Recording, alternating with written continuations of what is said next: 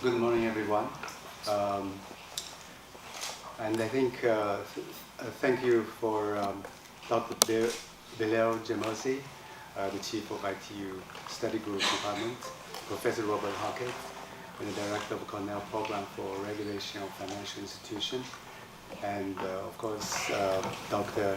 David Chan, and distinguished guests. Welcome to New York. Although actually I've never been to this part of New York. I've passed New York a couple of times, but since I host this workshop, and I think I can welcome you to New York. I think just now both Dr. Jamosi and Professor Hockett has given a very good introduction of what the focus group is, what the involvement, the time of the financial innovation we're living in. So I'm going to give a little reflection of my thoughts from more of a technology practitioner point of view. So first of all, it's quite amazing that we're already at the second meeting of the ITU focus group of digital fiat currency. I see many familiar faces as well as many new faces. And the program I have is very impressive, both with a lot of use cases as well as distinguished experts who are going to analyze and looking at the regulatory, economic impact, and the security aspects of DFC. I think I would agree with Professor Hockett that this is one of the biggest gathering of expertise and stakeholders for digital fiat currency or central bank digital currency of this kind.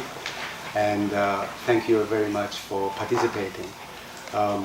It is actually very amazing for me that the whole focus group only started 9 months ago, and we now have grown into multiple central banks with talking about actually use case. Many people, when we started, they say there will be many years before central banks are thinking about doing digital fiat currency, but I think with so many countries already having started use cases, I think that time will come much sooner. There are many people I want to thank today.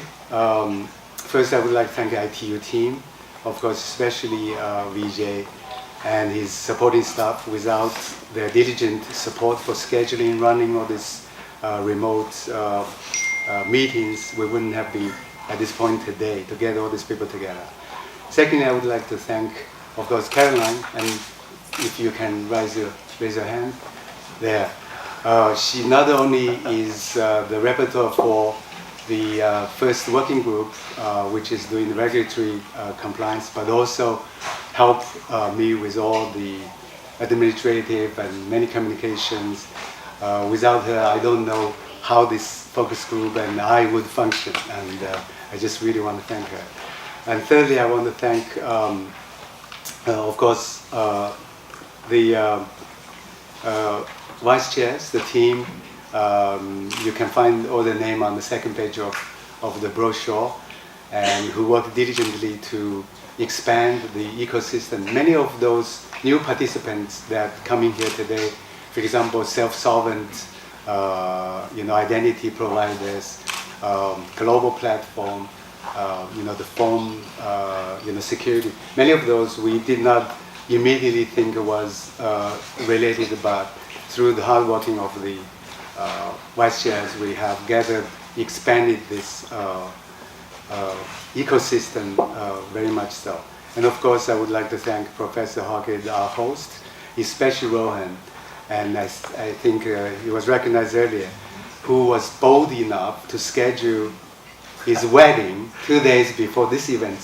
Okay, both are could be logistic nightmares, but are for very happy gatherings. But I think he pulled it off. So congratulations.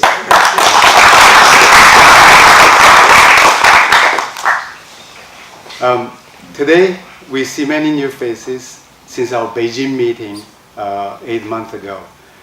There are at least a dozen central banks represented here, and many distinguished experts from the reputable international organizations. Many people ask me, how did you get so many experts from such a wide variety of backgrounds to participate in this working group? and Professor Hockett was also commenting on that. So I have a rather simple explanation, because the concept of digital fiat currency is a very inclusive one. When I say inclusive, it's not only meant for financial access, it's meant to be used by everybody, or financial inclusion aspects of it, which Dr.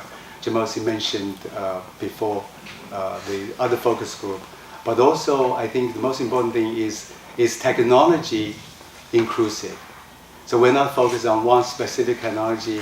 We wanted to make sure all the technology providers can participate and help to improve that digital currency. So that is the reason I think we have so many people participation from all different, not walks of life, but walks of profession, of especially the financial system. Because digital fiat currency, as its definition, must be used by everybody.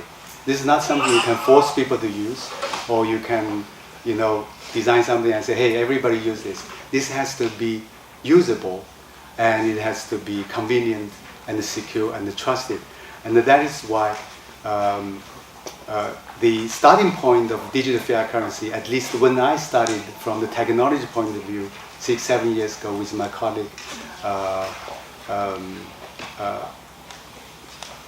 Johnson Dhammapalan here from e-currency, when we studied 6 years ago, the starting point was not, we're trying to, it's not a zero-sum game when we started. We said we need to make sure the digital fiat currency is used by everybody. So we need to bring the technology to make sure everybody's included in this.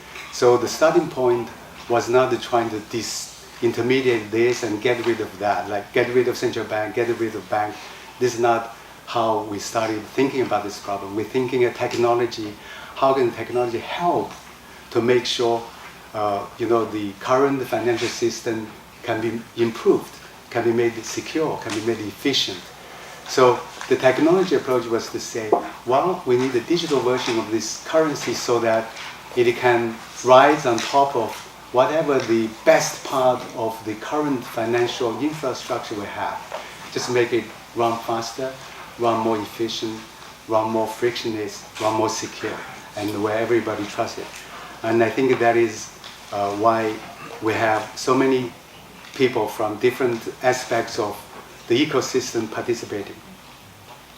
And also, many people ask me, I do a lot of speech engagement in the United Nations, Global Platform, ISO, all kinds of organizations to promote this concept of digital fiat currency. Many people ask, why is the ITU actually doing digital fiat currency that is completely a subject of economists and the central bank? And also why you have never worked one day in a central bank. So how can you so brave to take on something so complex? So let me give you a little analogy to help you to kind of see why I think we are in a very good position at this time of the history that we can do this. So music has been with us for thousands of years, and today it gives us so much joy and and sadness and good feelings. Similarly, currency actually has been with us for thousands of years, I can say, and today we cannot live without it. And I think every day I may take out my wallet to pay, to get things for myself, as many times as I take my phone to listen to music. So they are just as relevant to us every day.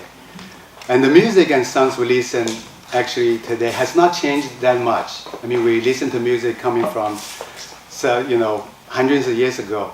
But the form where the music is produced has changed drastically. Before, you have to have people to play in front of you. And later on, people invented the gramophone, people invented records. Now today, people are streaming music to your phone any minute, so like instantaneously. So the form where the music is produced, but the music itself are two different things. And that's what we are with the music today. So the two group of people responsible for our experience of music are, of course, the musicians who write music, compose music, and the people are the engineers who has digitized the CD or the records and streamed them down to everybody's phone. And that's two group of people that made it possible. I think the currency is experiencing a similar transformation. So of course, in that case, the musician, the composer, are the central bank and the economist, which that's why I bring them here. They know when they hear good music. But I think the ITU and the technology vendors, the fintech people, are the engineers trying to streaming, so to speak, the money to your phone so that you can access it instantaneously, securely. So you will also have two groups of people. We have the musicians, we have the engineers. Here we have the professors, we have the economists, we have the central bank who knows the good music and can tell us how to tune that music so that it sounds exactly the same. And why do I make this analogy? It's not just say why I should be here and the technology should be here, but also we see today there are a lot of strange things going on. Let's just say a lot of musicians are trying to make MP3 formats, and a lot of engineers trying to issue money himself. So this is not the best way to do things. We should, the engineers should make sure the money behaves like money and ask the central bank and say, this is money, and is it behave like money, smells like money. And that's why I think this group, this focus group, brings these two distinguished group of expertise, and we're collaborating in such a way so that the music are composed by the best musicians, in this case by the central bank economists, understanding the regulatory legal framework of the money, be it coin, paper or digital. But we also wanted to get the best engineers so that this streaming digital currency, I'm just creating a new term, is going to be on your phone and on IoT devices and everywhere in the most efficient, secure and trusted way to everybody. So that's, I think, why also ITU and the technology people are represented. The other half of the team here, we have R3, we have Jury Digital, we have MasterCard, Visa, WeChat, and all the ecosystem here to make sure we fine-tune that music of money so that we get the best out of it. So with that, I think, again, I wanted to thank everyone to contribute for the past 9 months. And we're looking forward to have you really contributing to the next, I guess, 14 months of the focus group so that we can come up with a substantive body of knowledge, papers, use cases, analysis, so that we can share that with the rest of the world and making this world a better place. Thank you very much.